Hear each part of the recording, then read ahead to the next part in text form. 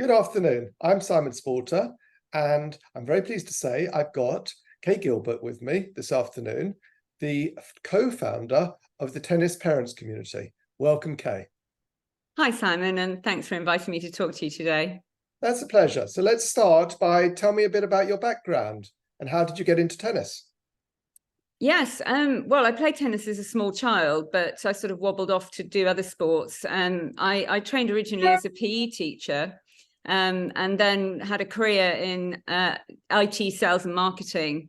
And it wasn't until my children were starting to sort of be a bit more able to be left on their own that I started playing tennis again. And very quickly, they started playing too. And to be honest, I then became much more of a tennis parent for several years, but I still did play tennis myself and still do to this day if I can find the time to do so. Okay, great. So Tennis Parents Community, what was your vision and what did you really want to do when you set it up and establish? Well, having gone through a journey myself with three children who played tennis in totally different levels. They all played county tennis, but they had other hobbies and sports and so forth.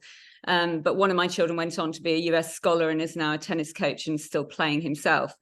So I'd gone through a journey myself that I found very difficult, to be honest. I think parents have a very different role to play in tennis than they do in other sports. They have to be much more invested, taking children to tournaments and trying to add to what they're learning from a sort of technical, tactical, physical, mental side. So parents have a great role to play in that. And I think although the LTA provided a lot of information around things like growth mindset and how to perhaps get the most out of your children at tournaments and behavior and so forth, I thought there was a lot missing that I'd had to learn for myself. And I didn't really feel I knew where to go to get that information. Things about how the systems worked, how the tournaments worked, loads of acronyms in tennis, lots of assumed knowledge, and a lot of people who already know each other, especially if you haven't played to a high level yourself. So my vision with the group was to connect parents together. Never really had an idea that it was going to be Ask the Expert, and it still isn't to this day.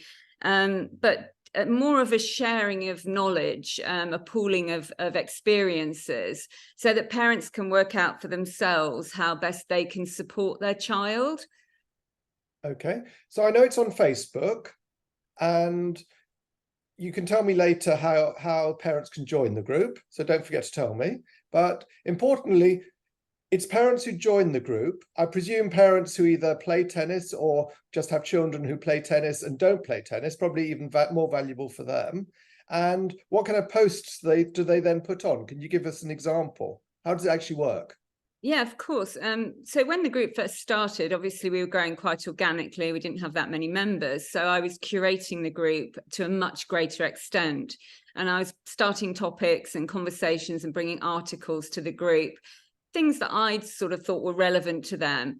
And luckily, we got a lot of feedback from that. And we started getting conversations started. And as the group grew, we're now at 1,500 members. So you can imagine from starting with very few. Now we're having, on average, I think about 7 or 8 posts a day coming from parents too. So we go around the topics that are seasonal. We talk a lot about competing. I mean, I think, to be honest, if your child did a sport once a week and just went to a lesson, you probably wouldn't join a Facebook group.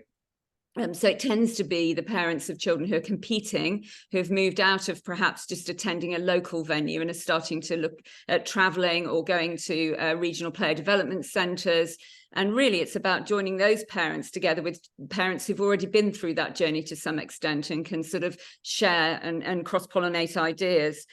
So yeah, the supportive tone of the group is really important to me as well. I think we spend quite a lot of time watching the posts and making sure that they're within the group rules, because we don't want we don't stop people from being critical necessarily, but we hope that they'll do so in a constructive way and never in a rude way. So we want everyone to feel that it's a safe space where they can express their views and share without feeling that people are jumping on them. And I think that's really active now and very carefully monitored, and we don't have too many problems along those lines. But that's the sort of thing. So, you know, questions can come up about equipment, expectations of coaches, or what you should imagine venues should offer you in terms of support, in terms of funding, in terms of tournament information, balancing education, the world of tennis. So, for example, the structure of a county, what the LTA offer, all these topics that haven't really been covered for parents before. Okay, great. And it's a national group, so it's not like a parent is simply speaking to, for example, another parent within the same county. They're talking to people at a national level. So it is safe from that perspective. They don't feel that it's a bit too close to home. No, absolutely. And also they can post anonymously if they want to. So, and a lot of parents do that. I think they feel perhaps that their child might be impacted by what they're saying on the group. And that's a shame, but it's a fact. So we try to make sure people feel safe and that conversations can be open. But yes, we do only accept people joining the group who are the parent of a junior player within the GB system. We do have some people on the group who are quietly listening and learning, who are in the tennis industry or tennis infrastructure, but generally it's the parents of GB players. And I think that keeps it relevant, because if we opened it internationally, then we'd get all sorts of different posts with different ideas, but ultimately, would they be as relevant to the junior players in this country? Okay, and I know every day you're getting posts on different topics. So there's a flow on every topic regularly. You get very quick responses from parents.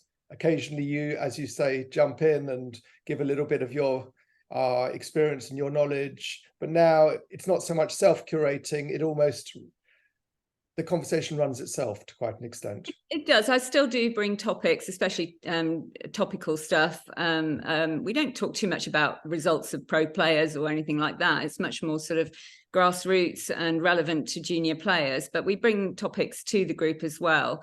But yes, parents now talk a lot on the group. It's very active.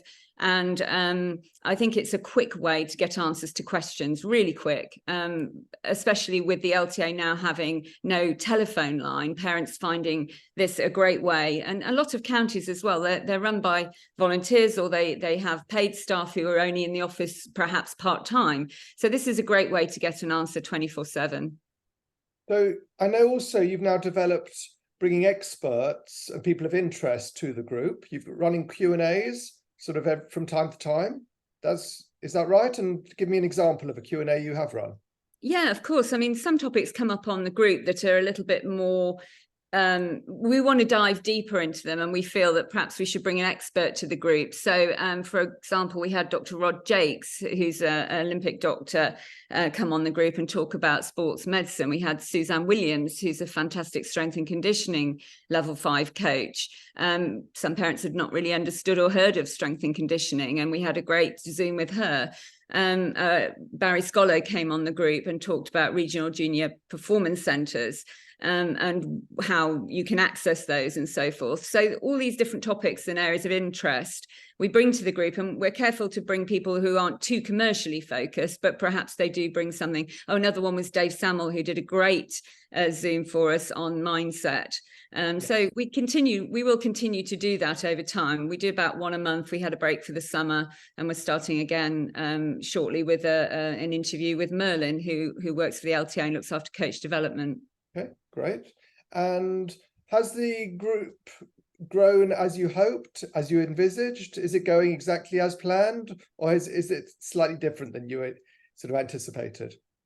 Yeah, I think it has. I mean, my vision really was to bond together the community of tennis parents and educate them, but not in a sort of preaching sort of a way, help them to educate each other. I needed to encourage them to contribute at first. That was quite hard, but once we got going and we had some other strong characters who start conversations as well, that was really valuable. And as I say, you know, the decision to allow people to post anonymously was great. I think that really opened things up. We have quite a good tone of collaboration, and I do sometimes wonder if that's because, unlike a lot of groups on Facebook in the tennis world, the tennis parents community is 70% female, and I do think that changes the tone somewhat.